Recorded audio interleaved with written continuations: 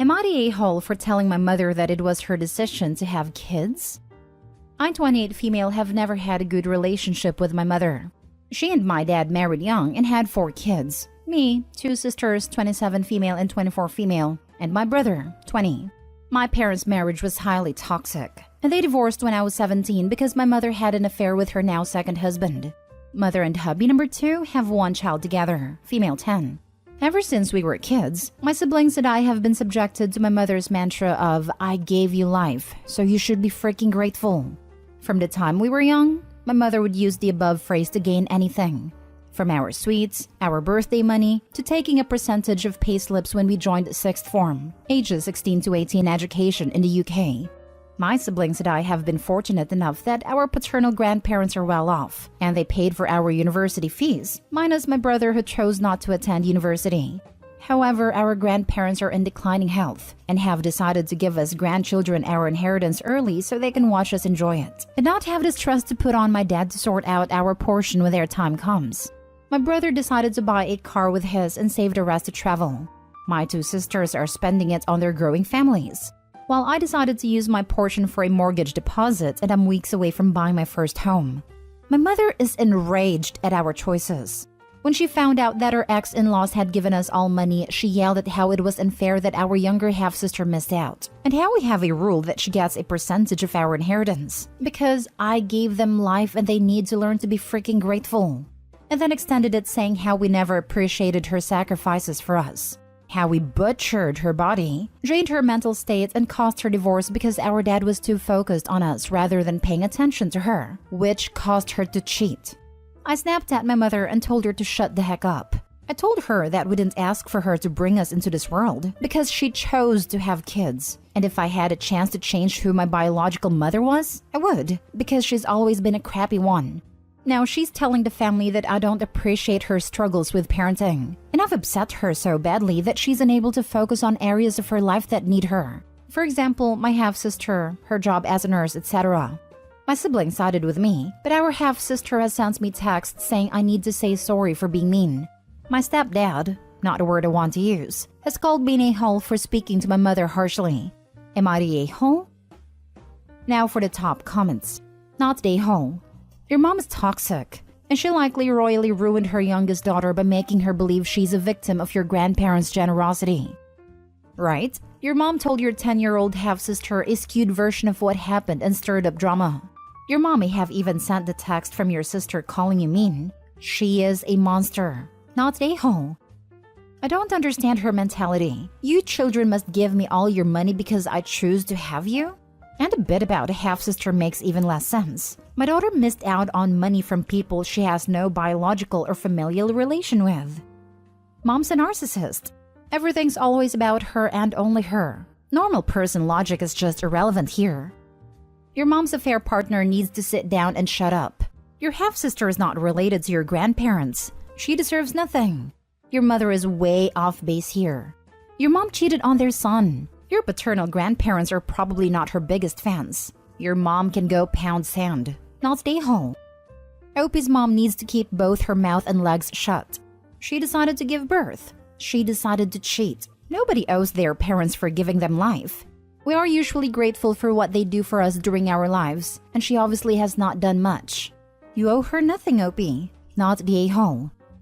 Not the a-hole. You're absolutely correct. She gave life to you. That's correct. But that doesn't mean you are her slaves. She failed you as a parent, didn't provide for you, didn't show you any love or support. She's a vampire. Get some garlic and keep her away from your life. Next story. Am I the a-hole for telling my parents why I hate my name? Okay, so basically I, female 16, have 3 older siblings. John, Julia, and Jess. John and Julia are twins and Jess was about 3 years younger than them. Jess had a lot of medical issues as a kid according to my parents. She was born too early and had a lot of breathing issues, etc. And 2 months before I was born, when Jess was 4 and the twins were 7, Jess died. I was never told exactly how, but I knew it had something to do with her medical issues. My parents were distraught and when I was born I was named Jess, after my older deceased sister. See, the issue was that being directly named after the dad-daughter starts up problems. My older siblings refuse to call me by my name. They call me by my middle name or just don't refer to me at all. And as a kid, I always wanted to be friends with them. But they're a good 7 years older and have apparently already bonded enough with the original Jess that they don't really want to interact with me. My parents are even weirder. They put photos of original Jess on my birthday and look like they're about to cry whenever they say my name. They constantly bring up Jess. If I get a bad grade, they'll go on about how Jess would have done so much better. Or if I said I was feeling sick, they told me that I couldn't be as sick as Jess was and to stop faking it for attention. Don't even get me started on my parents' friends because they just keep giving me weird looks. I can't live out the shadow of original Jess, which sounds horrible but honestly it's true. A few days ago, my mom got a letter from my old school where they used the nickname Anna, my middle name, and my mother blew up on me. She called me ungrateful and said I was ruining my sister's image and good name and destroying her soul or something. And I blew up on her too, explaining why I hated using the name Jess and how it was stupid naming me that, and how I can't keep living in the shadow of a kid who died nearly 17 years ago. Harsh, I know, but I was so angry. My mom, dad, family, friends, and even my own friends are telling me that I'm the a-hole here, that I shouldn't have gone off on her, but my siblings are saying that I said what needed to be said. And to be honest, I like having their approval. So am I the a-hole for telling my mom why I hate my name? Edit. Reading the comments, I do have to note that I love my parents. They've been great parents except for the name thing. I don't really want to go no contact because they really are great parents. Like them moving across the country for me because I found a performing arts school. But honestly, I understand my siblings as kids not wanting anything to do with me. If I was in their position, I wouldn't want to either. And also, all the names are fake. My name isn't actually Jess, but I do appreciate all the J-name jokes. Not the a-hole. Not even a little bit. Honestly, I think it's super twisted that they named you after her. They robbed you of your own identity because they hadn't processed their grief. My thoughts exactly. The parents are awful for doing that. Right. Opie's definitely not the a-hole. In fact, this whole story reads like the beginning of good creepypasta or no sleep. I hope that they can find some peace and that Opie continues to use her own unique middle name. Also, good on her siblings for standing behind her on this issue. Not the a-hole. Why would anyone name their youngest kid after older late sibling? And what image does your late sister have? She died at 4. Your parents are projecting unhealthily and robbing you of your own identity. As a mother who has lost a child, I can understand using the child's name as a middle name for a new baby, the way we honor other relatives, including those who have died. A first name? No one should have expected Opie to go by that name. Next story. Am I the a-hole for cutting off support to my daughter? I, 52 male, have 3 children with my ex Tracy, 50 female, Michael, 28 male, Linda, 25 female, and Victoria, 23 female. We split because Tracy had an affair with Stan, 55 male, to whom she is now married. We never shared with the kids the reason for the divorce as I didn't want them to blame either of us. This backfired, as the kids saw their mom move out of the house into a small apartment and me keep living in the house and remarried 2 years after the divorce. So they saw me as the bad guy. Stan and Tracy let them pretty much do whatever they wanted. And I had to be the disciplinarian who made sure homework was done, appointments were made, and deadlines were met. My 2 oldest eventually came to realize that I was not a bad guy. My son, when he found out that his mother had put nothing away for college for him as outlined in our divorce decree, and she told him to take out loans. While my daughter, when she realized that her grades were going to keep her out of her desired program in school. My youngest never came around though, so it was a surprise when her boyfriend asked for my blessing to ask for her hand. When I expressed that I didn't think she'd care about my blessing, he said she insisted on it. She began spending time with me, being polite to my wife, and it felt wonderful to have my daughter back. I went with them to book the venue and they'll be getting married next summer. I paid a deposit and a first installment. Then I noticed that she was becoming less communicative again recently, ignoring my texts or giving one-word replies and not coming over as much. On Monday, my son sent me a post from Instagram. My youngest had an engagement party this weekend to which I was not invited. One of the photos was her with Stan and it read, "Anyone can be a father, but it takes a real man to be a dad."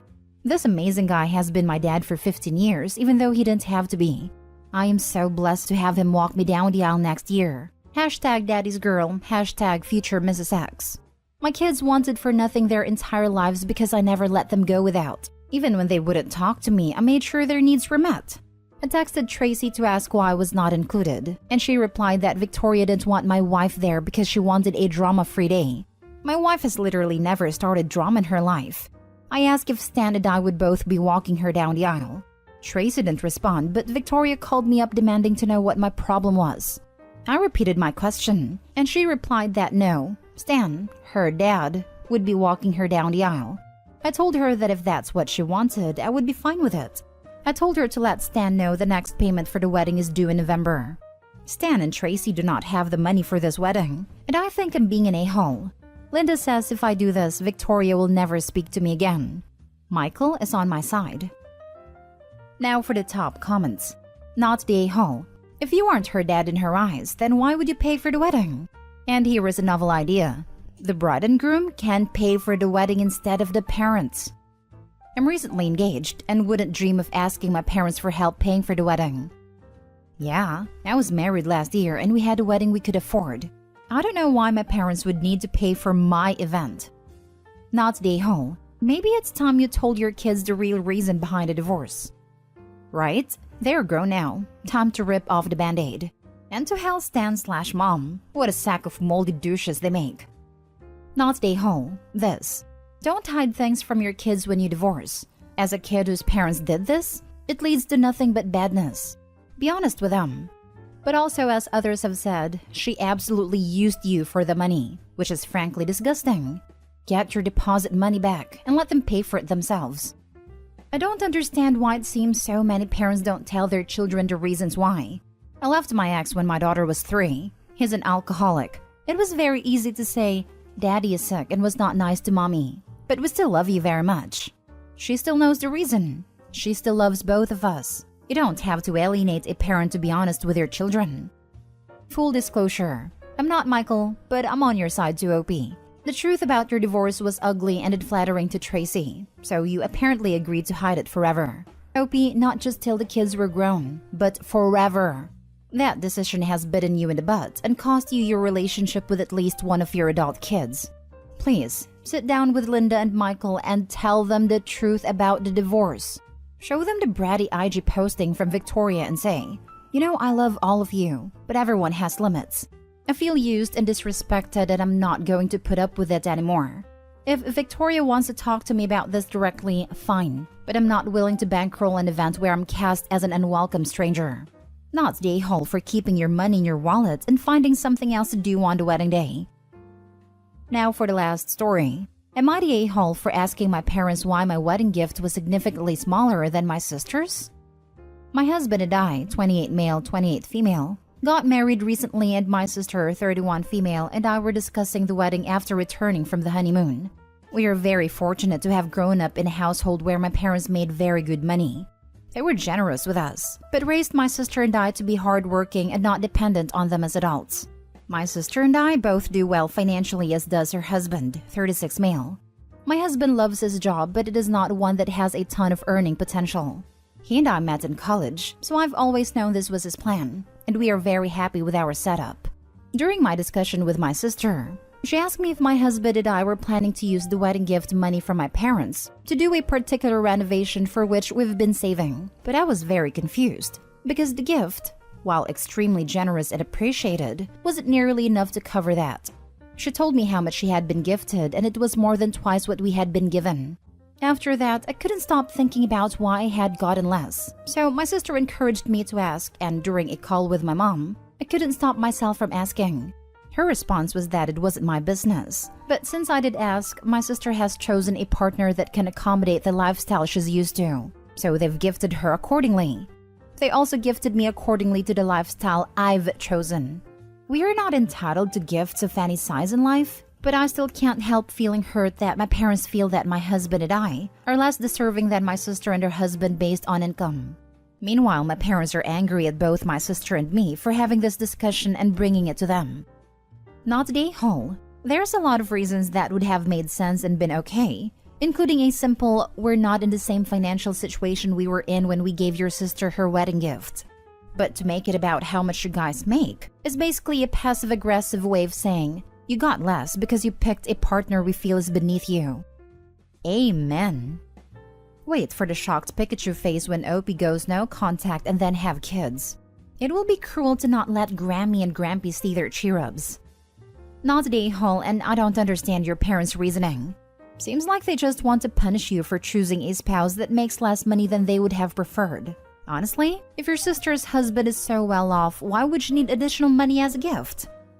That was my first thought and response. I've seen this firsthand in my extended family. Some members are very well off, and for some reason, money attracts money. If you are rich, people seem to give money to you since you are seen as good with money and more deserving, and those that don't do as well seem to be given far less. It's bizarre, but in some ways it makes sense, since those who are good with money will likely grow it, and those who aren't are more likely to blow through it more quickly. That said, it should be considered those who have plenty of money don't need more gifted to them, and those who are struggling should be given a little help from time to time, unless they are wasting it on drugs or gambling, etc. What's weird logic? Your brother-in-law makes more so we gift them more? Your husband makes less so we gift you less? Sounds backwards. Also sounds like they're punishing you for choosing who you married. That was my thought. My family makes less money than my sisters. My parents are always giving me things they aren't giving her. We also have kids and they don't. But my sister nor her husband couldn't care less who gets what.